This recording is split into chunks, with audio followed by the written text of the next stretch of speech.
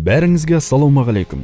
Бүгін біз сіздерге бүкіл әлемдегі мұсылмандар біріксе, яғни Біріккен Ислам Федерациясы құрылса қандай болар еді? Сол жайында видео арнамақпыз, ендеше кеттік. Видео басталмас бұрын арнаға тіркеліп қасынан шыққан қоңыраушаны басып қойыңыз.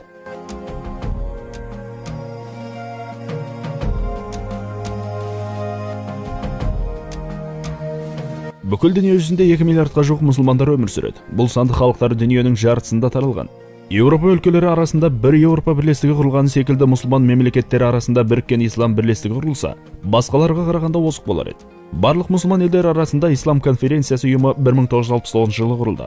Бүгінгі таңда онда әлемдегі мұсылман 57 мемлекет бар. Егер әр ислам өлкелері біріксе, жер көлеміміз 26 миллион километр шаршыны құрап, дүниенің ең үлкен өлкесі болған Ресейден де үлкен болар еді. Халық саны жер бетіндегі 1,8 миллиард адамды, яғни 2 миллиардқа жуық адам санын құрап, халық саны ең көп болған Қытайды басып озып, жер халқының 21%-ын құрайды. Бұл бірлестікке әртүрлі мәдениеттер, әдебиеттер және әр аймаққа тән дәстүрлер болар еді. Біріншісі, Солтүстік Африкадағы 22 өлкелерде өмір сүретін 450 миллион арабтар, мемлекеттің 25%-на, екіншісі Қазақстан, Әзірбайжан мен Түркия секілді бүкіл түркі мемлекеттерінен тұратын 260 миллионды құрайтын түркі мұсылмандар бірлестіктің 15%-на, 250 миллион хиндтер мен Индонезия мұсылмандары бірлестіктің 14%-на, Иран, Тәжікстан секілді парсы тілдес 123 миллиондық мұсылман халықтар бірлестіктің 7%-на, Нигериядағы 140 миллион мұсылмандар бірлестіктің 8%-на сия берер еді. Этникалық құрамына байланысты мемлекеттік ресми тілдер арабша, парсыша және түркше болар еді. Бүкіл араб тілінің өлкелер арасында басқа диалектерге қарағанда түркі халықтарымен араласуы қиын болмас еді. Видеоның басында айтқандай, Біріккен Ислам бірлестігі тек мұсылман өлкелерден құралады.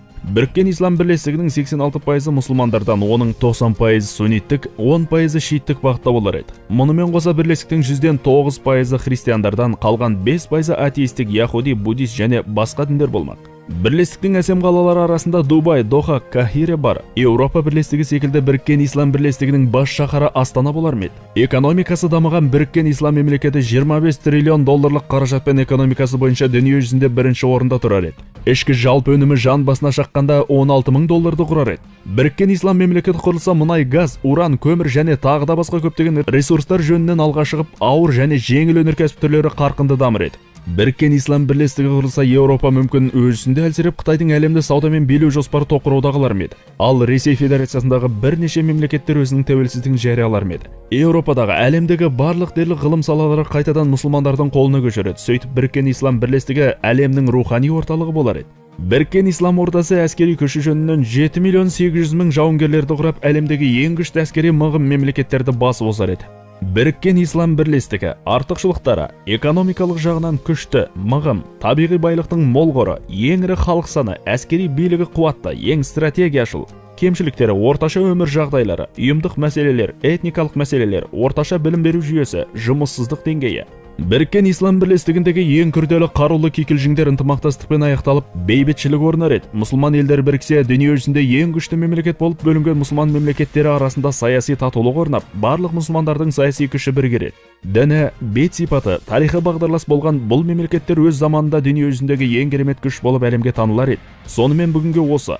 Видео ұнаса лайк басуды ұмытпаңыз. Сондай-ақ арнаға жазылып қасында шыққан қоңыраушаны басып қойыңыз.